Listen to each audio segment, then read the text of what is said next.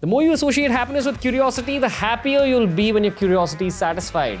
Welcome to the Happy Channel. It's TRS Clips. I've traveled to places that I don't want to reveal. For example, in India, of course. Most of the places I traveled were like really remote, like hills and mountains and stuff like that. That's why people are saying like, why are you not posting any videos, right? Why there's like this guy doesn't post videos for 3 months. I've done this. I don't post any videos for 3 months. Like I just drop it and nobody can reach me, stuff like that. Okay. And we can go to places really remote and you can see people who do really weird things. Okay. It's weird for us, but not for them. These people are called Siddhas in South India. Came up yesterday. Yeah, these people are called Siddhas. These are like kind of superhuman people. These are people. Siddha Purusha means complete. So it's a version of saying complete. Yes. Like little beyond human. Like all of us are incomplete. It's a complete seekers. Human. Yes. They've been seekers and now they found what they were seeking. Yes. And the qualities that we notice in them, it's very hard, right? It's very hard because see, if you are really depressed, you can get a call from your mom out of the blue. If you really need help, you may find that your friend is calling you, right? We don't know how this happens. Sometimes we know, like we're not able to put our finger and say, this is exactly why this happens. For example, a baby can cry in this room, and if the mother is in the next street, she can secrete milk. You can go and ask the mothers this, and they will tell you if the baby's cried like far away, right? In the FBI rule book, one of the rules for people following the person in front of them, whoever they're following, like secretly, you're not supposed to look at the back of their neck. If you keep looking at the back of their neck, they're going to turn around. We don't know why, right? Your eyes are not in the back of your neck. But if you're sitting there, let's say you're sitting in a restaurant and I'm just focusing at the back of your neck, you will turn around. You'll be like, okay, somebody's watching me. But we don't know how this is happening. And we can see this a lot with the Siddhas. We can see this. And many times you will also be fooled, right? Because you turned around and you didn't find anybody looking at you. Because we are not able to determine what are our true intuitions and what is coming out of our own thoughts. And fears. Yes, we don't. Yeah, and fears and trauma, right? If you had trauma, then it completely messes up. Suddenly you'll think like, oh my God, today something bad is going to happen to me. And then at the end of the day, nothing happens. But that's your trauma. That's your depression. That's your hormonal cycle that messes with your natural intuition, right? Siddhas are people who have mastered that. That's the difference. They're able to understand, no, these are my intuitions. This is correct. And this is all the junk. These are my desires. Have you had any conversations with them? Yeah. And what's that like? It's good. I used to do pujas with them. They used to do rituals. They live in, like, you can call them caverns, like small caves in temples. They do midnight rituals. It's really fantastic. You can't take your cell phone. You can't take any devices. You can't put a watch, for example. These are not, they don't want to be seen, right? And they do everything perfectly. They'll be like, oh, we start at 12 o'clock. And they'll start the puja at 12. And if you check, it'll start exactly at 12. If you... what the tantric guest said yesterday was that these people are way more advanced than the spiritual leaders that we know of in the public eye today. Yes. But they're so advanced that they don't even want to come out in the public. Yes. They're hidden and they're doing their thing. Yes. Because even the nature of fame will take away from their progress. Yes. Eyeballs will take away from their progress. Yes. It changes your behavior, right? It puts a lot of pressure on you, right? So, I mean, we know this, right? We know that circumstances take a huge impact on you, right? Circumstances will put a huge impact on you. If I take a plank, right? If I take a wooden plank, right? Let's say this is like 3 feet wide and like 30 feet long. And if I put it on this floor and say, Ranveer, can you walk on this? Easy, right? You'll just walk on this. What if I put the same plank between two buildings, right? On top of two buildings and say, can you walk on this? Nothing changed except the circumstance, right? The plank is the same, you're the same. But if I put it on top of two towers, then you'd be like, oh no, I can't do that. So it's better. And they're very cautious about this. And they've, once you reach a particular level, you cannot make them climb back.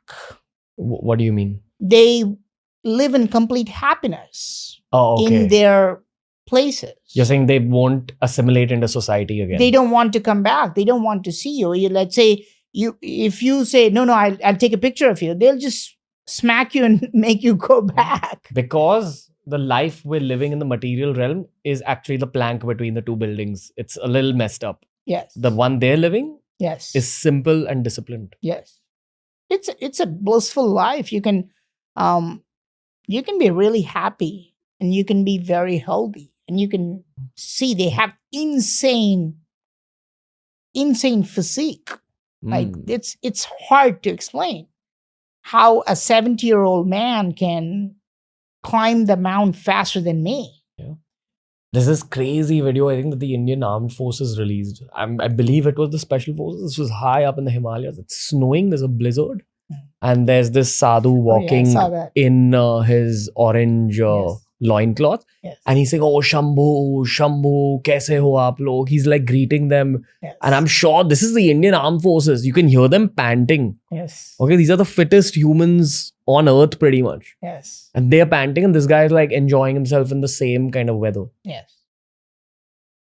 How do you explain that? Well, like we say, he has become a complete human, right? He has actually reached the next level of evolution. Yes. This is the quest, right? This is what all of us want. I mean, this is the big difference between humans and animals, right? You can take a child, you can just throw him like few blocks and he'll start to build something. You can give him a musical instrument, he'll start to try to play and make some notes. But without any training, what humans are trying to become something, right? They always have. And I mean, in the last maybe at 500 years, our thoughts are always about how to master the outside, right? How do I make more money, or how do I look good, or how do I make this person respect me, or how do I live in the society, or what car do I have, this kind of stuff. But that's never been the quest of India. That's not what they really wanted. In ancient times, the quest for a man is to master himself. It's not about mastering the outside, right? He wanted to master himself. That's what it's clearly said in ancient texts, right? So you're born as a child, then you live, this. Even if you choose a married life, the last stages, like after a certain time, then you become a vanaprastha. You leave society. Yeah, you leave society. You become a grihastha for a certain time, which means you get married. You don't have to get married, by the way. In Hinduism, you can go from directly being a brahmachari and then be a vanaprastha. But even if you get married, you have kids, after your duties are over, you actually have a life called vanaprastha, which means vana means forest and prastha means exploration. Would you be open to it in your life? That's exactly what I'm doing now. Other than this, right? Just going outside. And this is what they did. They spent a large part of their life. And this comes before sannyasa. This comes right before sannyasa. You don't go from being, like a family man to a monk. You don't do that. So you spend a certain amount of time going around the forest and exploring all the temples and the nature. You don't know what you're searching for, right? So you're just looking around. And then you're going to find something that's going to complete yourself, right? This was the quest. It was never about, oh my God, let me buy like a bigger, like let me buy more gold or something like that, right? So these things are, very basic. Yeah. Imagine gaining complete mastery over yourself. Over your senses. Yes. Over your thoughts, over your emotions, Yes. over your fears. Yeah. Wow. And then eventually lead yourself to happiness and peace. Beyond the happiness and peace that you've ever experienced. Say that again. Lead yourself to a place of happiness and peace Yes. that's greater than all the happiness and peace you've ever experienced. Yes. Yes. Did you ever feel fear when you were talking to those Siddha Purushas? I was also very young when I started out. Initially, I used to struggle a lot of different emotions when I did this. Like, I used to be afraid of them. Sometimes they would just smack you, by the way. Like, They just beat you. Look, I mean, this is the thing that many people get wrong. Okay. Many people think that, oh, the Siddhas, they're always like this. No, like if you do something wrong, they're just going to set you right. what did you do wrong? Many things. I was just, one of the things, and this is really interesting to me because they can read your mind. So when I was maybe like, I was 16, I think, when I first started to go. This is a place called Javadumalai. This is a reserve forest. Nobody can go there. Okay, unless like you cannot go there with all your stuff, by the way. So this is up in the hills? now this is up in the hills, yes. Where there are wild animals. Not many. I've never seen a lion or a tiger there. They say there are bears, foxes. There's a wild ox. I don't know what it is, but they'll only caution you about the wild cow. I don't know what. Nilgai. Maybe it's nilgai. I don't know. Like a yak? No. It's in Tamil Nadu, so I don't know the English term for this. But they say if it's giving birth to a baby, don't watch it. This is probably like the Indian version of a bison. Yeah, just the Indian bison, yeah, like nilgai, I think. And they say if it gives birth to a baby, don't watch it, right? Because it's going to kill you. It will come if you set your eyes when it's giving birth to a baby, it'll kill you. It'll come find you. You can be on top of a tree, but it'll just wait for you. It'll come down and kill you. Because it thinks you will come and get the baby or something like this. I've only seen animals like this. I've not seen lions or tigers there. No. Okay. And they read your mind there. Like, so you can be sitting next to me and they be like, suddenly he'll be like, don't think about that girl. It's useless. It's shocking. Deja vu. Go on. It's true. It's true when you're 16 years old. You went there when you were 16? Yeah, I was 16 at the time. And they'd be like, well, you keep thinking about that girl. It's useless. I've never told these people about this, right? And they'll be like, shit. You were exposed to this when you were 16? I was very young. I told you I used to be in the temples even when I was 8 years old. What did your parents do? Wow. It's a long story. Okay. Oh, okay. Let's move on. Yeah, it's a long story, right? But I was exposed to this when I was 16 years old. I had always been a temple guy. I told you this, right? When I was young, I used to go into the temples and I used to look at the carvings. I told you about the deaf god. Yeah. You remember this?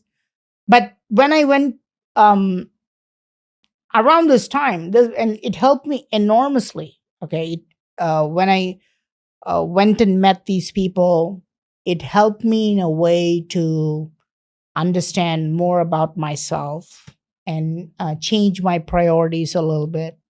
And also think about, like, do I really want to live in remote mountains? Do you really want that kind of life? Many people fancy that.